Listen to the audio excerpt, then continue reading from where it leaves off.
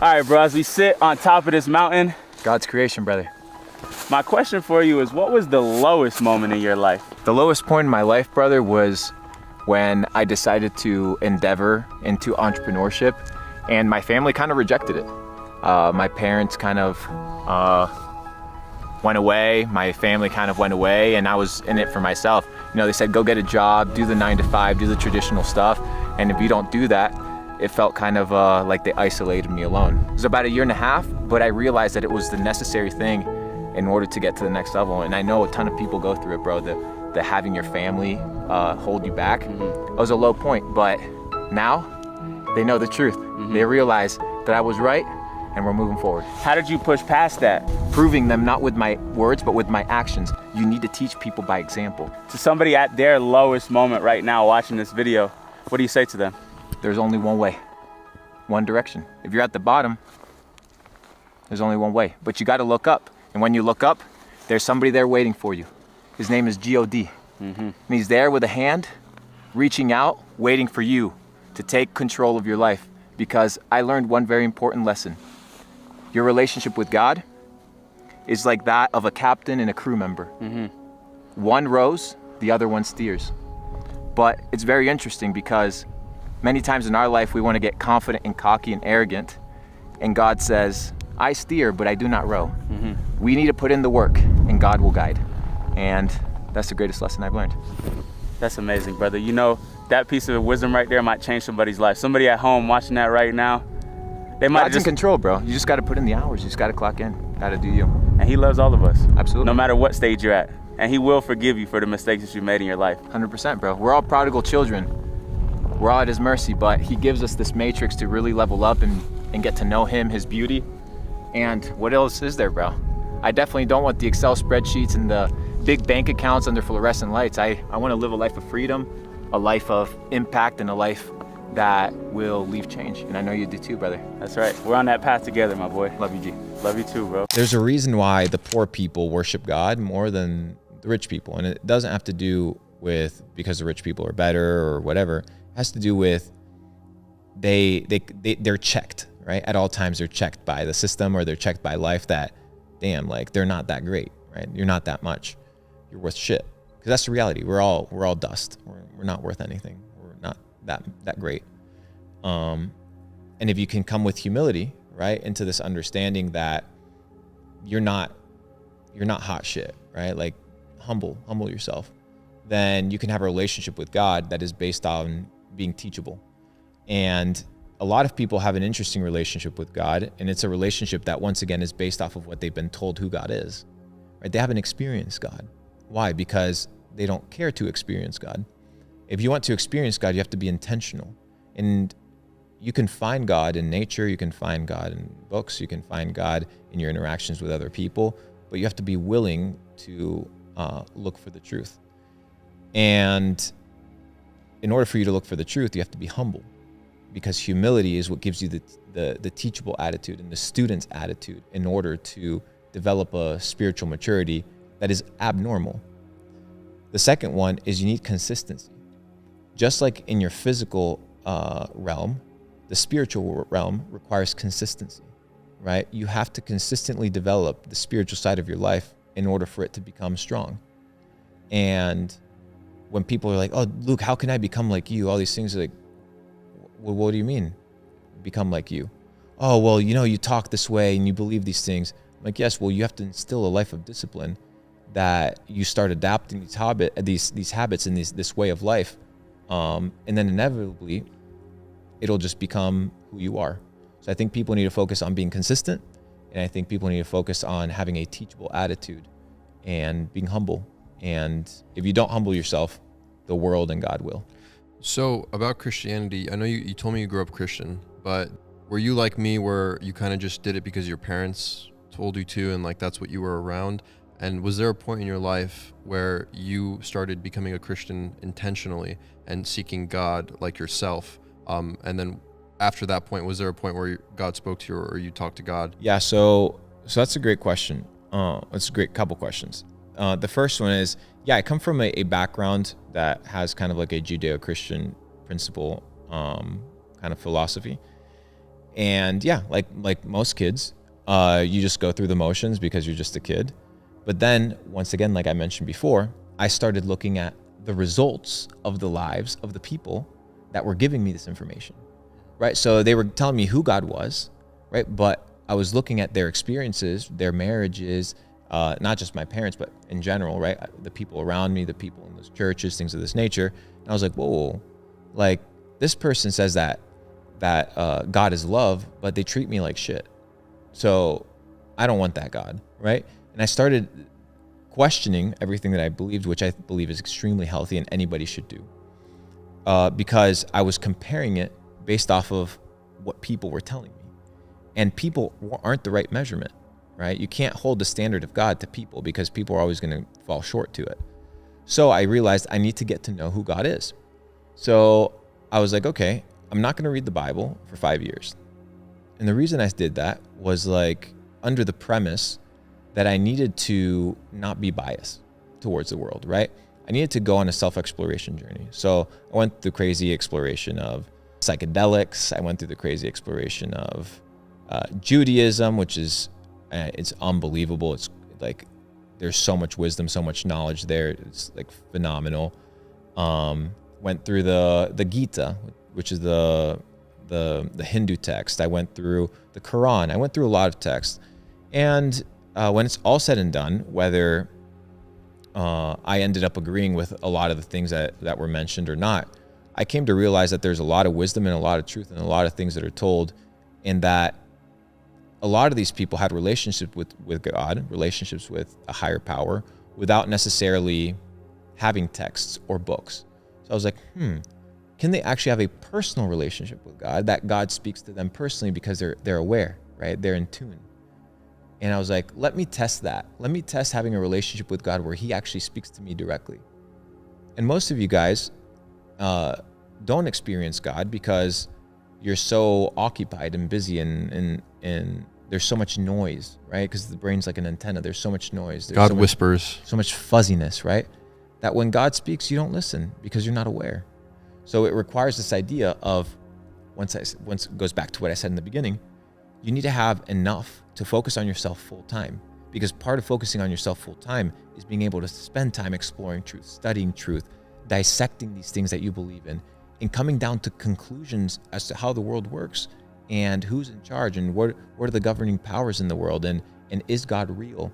And if he's real, why does he allow bad things to happen, right? Or if he's good, why do kids get bombed in Syria 24/7, right? All these existential questions, they're questions that if you have the ability to spend time focusing on yourself, you're going to be able to get to know God more in the process of learning.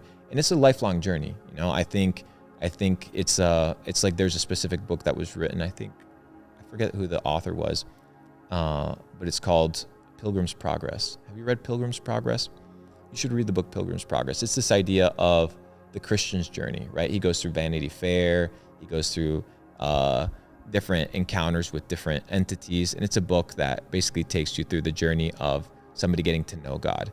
So I'm in that journey of getting to know God, and it's a lifelong journey. But like I said in the beginning, in the kind of the 3 tenets, you need to be able to be teachable and humble and consistent. So if you can focus on being teachable, humble, and consistent, and you are in tune of what God wants to teach you, then he will.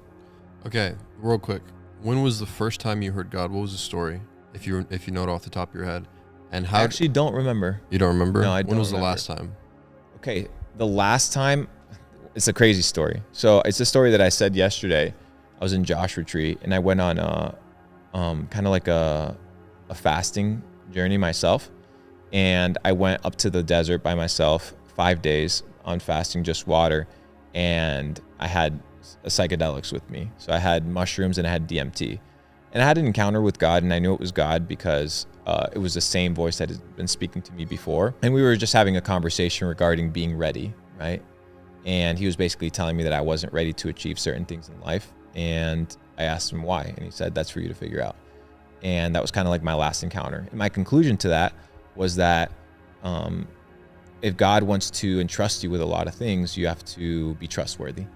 And if he can't trust you with the small things, he's not going to trust you with the big things. And I realized that there was things in my life that he couldn't trust me in because I hadn't surrendered the small shit. Like I hadn't surrendered my habits with eating. I hadn't surrendered my habits with how I perceived money, or I hadn't surrendered my habits with pride, right? All these things that need to be out of the way in order to be used in a higher way. So that was the last time I had a one-on-one conversation with God that was phenomenal to remember. I want to tell you my story real quick. Tell me. I want to hear this. Yeah, whenever you pray, because no one ever taught me how to pray, I would just listen when I was in the church to how people would do it. And prayer was mostly comprised of asking for God for things like, please protect me here, take care of this, please bless this guy, just request on request on request. And then someone brought it to my attention, a pastor. He was like, when is the last time you prayed and you didn't say anything, you didn't ask for anything? Like, if God is your father, when's the last time you didn't ask him for something and you just sat there and listened to him speak? If you have the chance and the ability to speak with the God of the entire universe and all you do is ask him for stuff, like, when's the last time you just sat there and listened and you were silent? And I was silent for like 15 minutes. And then something came on my heart to talk about, which was the sin that I committed earlier. And I said, I'm sorry for committing this sin. I apologize. And it was nothing. And I thought about it. And then the pastor, I remember him saying, God hates it when you're dishonest, and he likes honesty and truth. So like, for example, he used this example. If you were with your wife and you did something specific, and then you said, I'm sorry for something broad, that it pertains to it, it doesn't, scratch the itch. Like, she wants you to be specific about what you're sorry for. And so God hates that. And I said, okay, I'm going to try again. I'm sorry for doing this. Nothing. Okay, that's not it. And then I went deeper. And then on the fourth time, I was completely open-hearted and honest. And it was, I'm sorry, God, I'm sorry that I did not take you seriously. That's what it was. That's why I committed the sin, because I knew it was a sin, but I still did it. And I did it because I didn't care and I didn't take him seriously. And in the middle of me saying that, I said, I'm sorry I didn't take you seriously. He said, it's okay. And that was the first time I heard him. And I started like crying. It was insane. Epic. Yeah. Epic. And it's like I said, bro, it's the honesty and the student's mind. Yeah. Like the encounter we had yesterday, right? It's this idea, it's the recognition, it's the humility, dude. You need to be humble.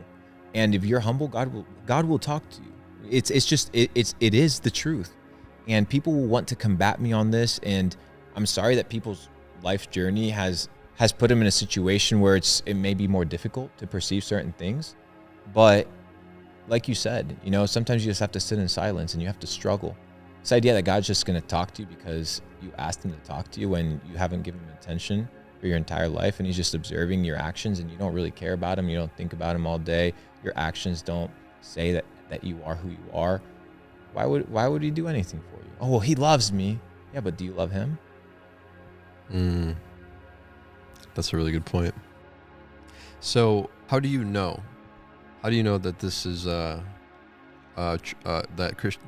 this God, this Christian God, is the true God? Because a lot of Christians would describe it as like faith is like a battle, and you're fighting against the world, and you're having to.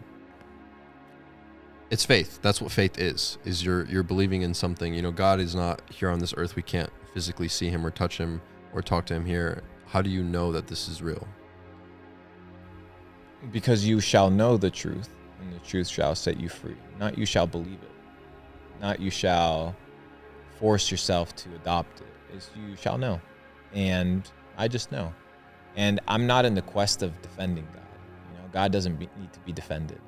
I'm just in the quest of making sure that how I live is, and I'm a bad Christian, like that's how I label myself. I'm a bad Christian. I'm the guy that goes against the grain. I'm the guy that you're not going to see going to church and singing songs with the rest of the people, but you'll see me in Liberia building water wells.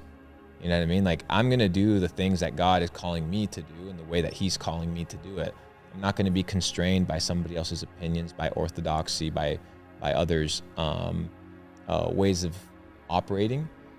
And what I will say is that even the Christianity of the West is very different to the Christianity in other places of the world. If you go to the Middle East, the Christianity in the Middle East is very different. If you go to South Korea, the Christianity of South Korea is very different. If you go to Nigeria, the Christianity in Nigeria is very different.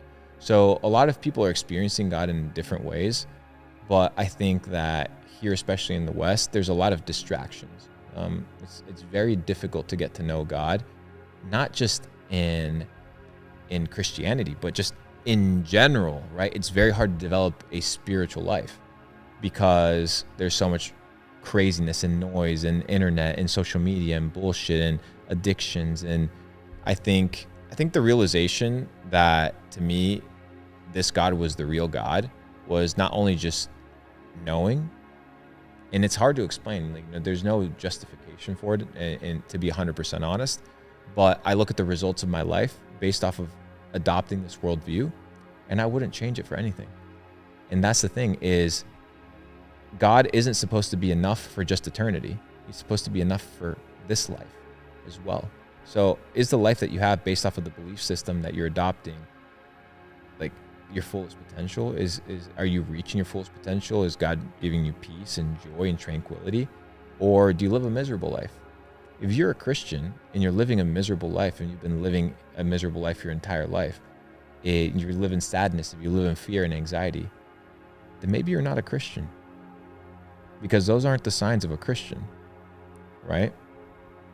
And I know it's a hard pill to swallow, and I may be wrong.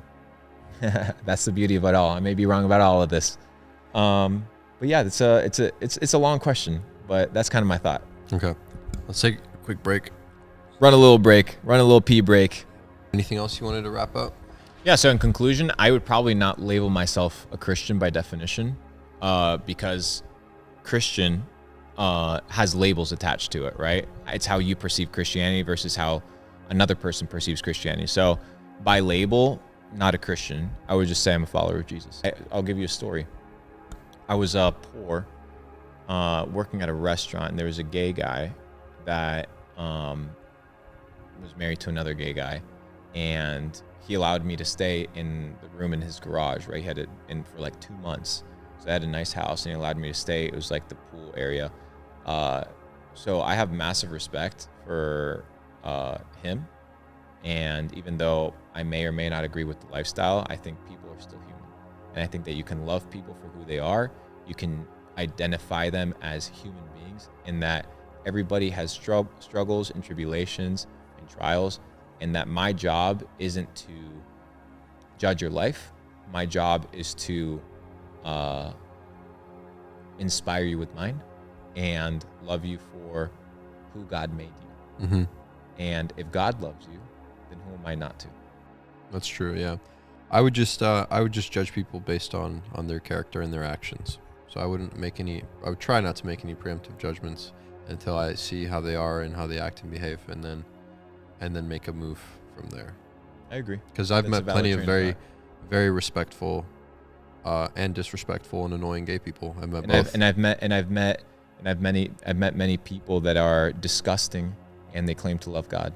Yeah. So I'm not, you know what I mean? It's people's condition and people's nature. So I'm just in the side right now, dude, of loving people for who they are. And I know it sounds like a super crazy train of thought as a dude that believes in half of the conspiracies that exist in the world, that understands how the financial system works, that could be so bitter at the world. But you can't be truly red-pilled if you're bitter at the system, because you are the system. You are part of the virus just as much as everybody else. And if you understand that, now you look at everybody with grace and with humility.